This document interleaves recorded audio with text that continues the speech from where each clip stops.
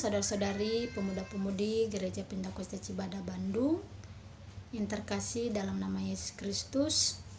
Pada kesempatan ini saya akan men-sharingkan satu firman Tuhan yang akan memberkati kita pada saat ini, yang terambil dari kitab Amsal pasal yang ke-13 ayat yang ke-20. Demikian firman Tuhan, siapa bergaul dengan orang bijak akan menjadi bijak, tetapi siapa berteman dengan orang bebal akan menjadi malang. Tema firman Tuhan kita itu bergaul siapa takut. Kitab Amsal ini ditulis oleh Raja Salomo yang berisi tentang nasihat dan didikan, bahkan pengajaran. Di dalam perjalanan kehidupan kita sebagai muda-mudinya Tuhan, ada salah satu hal yang bisa menentukan baik atau buruknya hidup kita, adalah pergaulan. Dengan siapakah kita bergaul dan bagaimanakah lingkungan pergaulan kita.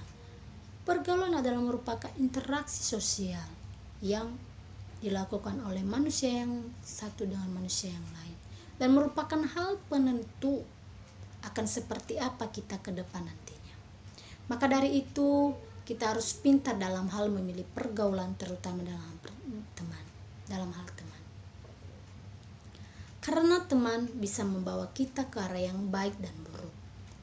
Dan kita sebagai muda-mudinya Tuhan, kita tidak boleh takut atau bahkan minder untuk kita bisa bergaul dengan orang lain. Karena Tuhan tidak melarang kita untuk bergaul, asalkan kita harus sesuai dengan jalurnya Tuhan.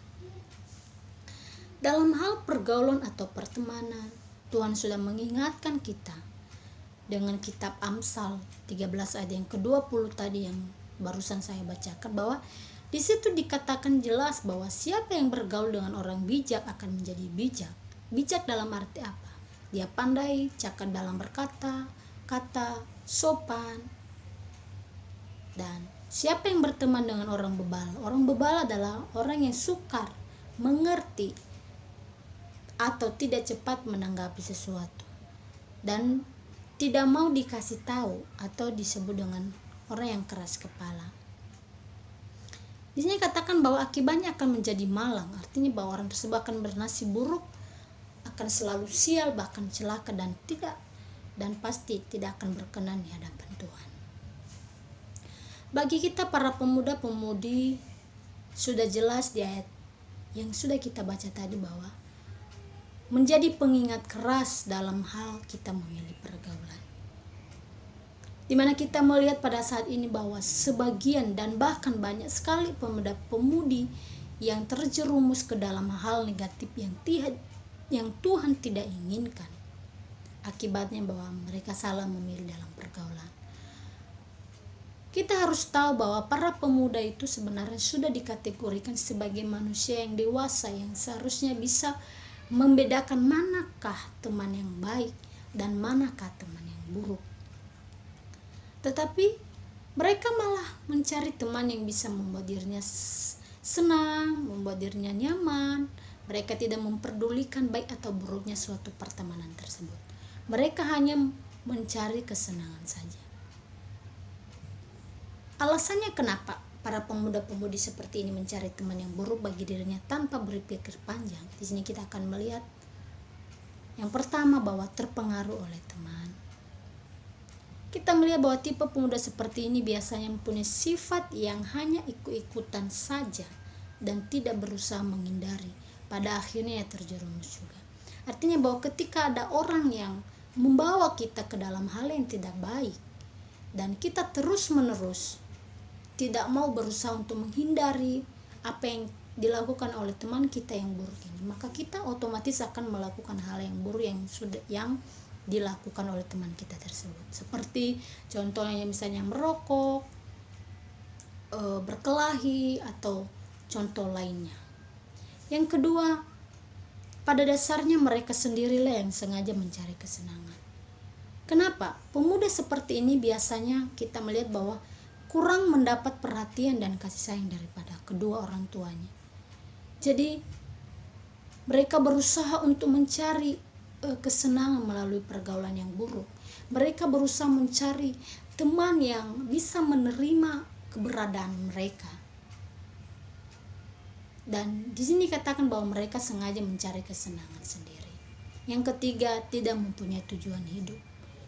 Pemuda yang seperti ini merasa bahwa hidupnya hampa, tidak tahu harus berbuat apa, dan akhirnya bosan dan berusaha untuk mencari kesenangan bersama teman-teman yang membawa dia dalam hal yang buruk. Yang keempat, merasa nyaman. Dia sudah merasa nyaman dengan hidupnya, dengan teman-temannya yang buruk. Dan di sini kita melihat bahwa pemuda seperti ini, pemuda-pemudi seperti ini adalah kebanyakan memang sudah terjerumus dalam hal pergaulan yang bebas.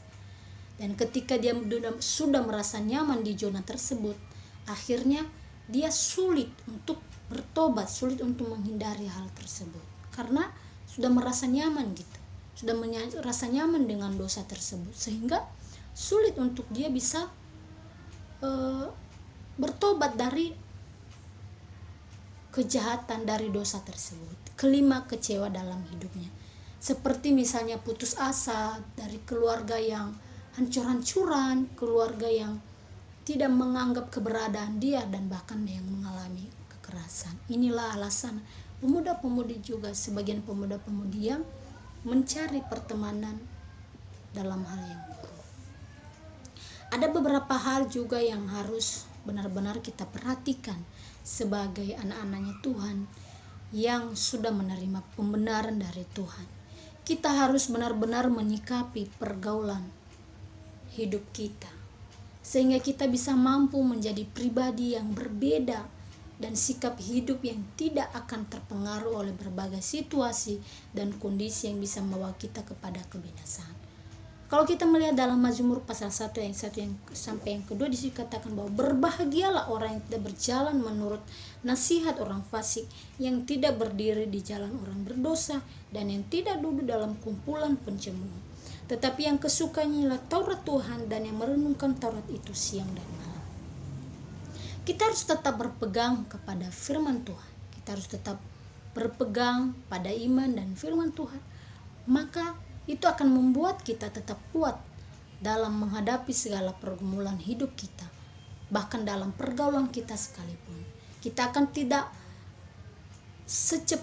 akan cepat terpengaruh dengan orang-orang yang buruk, dengan pertemanan yang buruk, karena kita sudah kuat. Dasar kita, fondasi kita kuat, yaitu kita terus berpegang pada firman Tuhan. Terutama bagi kita sebagai pemuda-pemudi, anak-anaknya Tuhan, mari kita perhatikan hidup kita. Mari kita perhatikan hidup kita dengan sungguh-sungguh. Jangan sampai kita terjerumus kepada pergaulan yang sesat. Dalam firman Tuhan dalam 1 Korintus 15 ayat 33, di situ Tuhan mengingatkan kita bahwa pergaulan yang buruk merusak kebiasaan yang baik, dan masa depan kita dipengaruhi oleh apa yang kita lakukan pada masa muda kita. Jadi mari kita pergunakan masa muda kita dengan baik. Mari kita menjadi pemuda-pemudi yang menjadi kesenangan Tuhan. Tuhan ingin agar kita sebagai muda-mudinya Tuhan berjalan dalam kebenaran. Kita bergaul tetapi dalam hal yang benar. Pergaulan memang dibutuhkan, tetapi kita harus berada dalam pergaulan yang sehat dan positif. Dengan siapakah kita bergaul, seperti itulah kita akan terbentuk. Jika kita bergaul dengan teman-teman yang positif, yang membawa kita dalam hal yang baik, cerdas, kita takut akan Tuhan, berteman dengan orang yang rajin beribadah, aktif dalam pelayanan gereja, bahkan hal-hal yang lain yang positif, maka kita otomatis akan menjadi seperti teman-teman yang seperti begitu. Tetapi sebaliknya, jika kita bergaul dengan orang-orang yang punya kebiasaan buruk, seperti misalnya merokok, nongkrong tiap malam, yang membahas hal yang tidak jelas, bahkan bergaul bebas, bahkan berteman dengan pemakai narkoba, mencuri, maka kita akan sama seperti tinggal menunggu waktu, kita akan sama seperti mereka. Ya.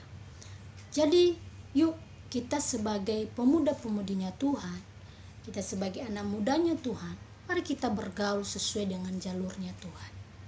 Tuhan tidak pernah melarang kita untuk kita bergaul, tetapi yuk, mari kita bergaul sesuai dengan jalurnya Tuhan. Dan mari kita menjadi anak kesayangannya Tuhan. Mari kita jaga kekudusan kita di dalam masa muda kita, Mari kita menjadi anak-anak muda yang menjadi teladan, anak-anak muda yang menjadi kesayangannya Tuhan, menjadi kebanggaannya Tuhan, menjadi generasi penerus untuk kita terus menjadi berkat bagi orang lain. Demikian untuk firman Tuhan yang bisa saya bagikan pada saat ini.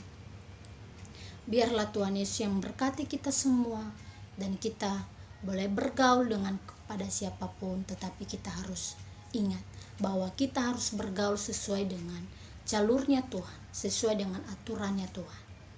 Jangan sampai kita menjadi pemuda-pemudi yang tidak berkenan kepada Tuhan. Demikian firman Tuhan yang bisa saya bagikan. Biarlah firman Tuhan ini boleh memberkati kita semuanya. Terima kasih. Tuhan Yesus memberkati kita semua. Shalom.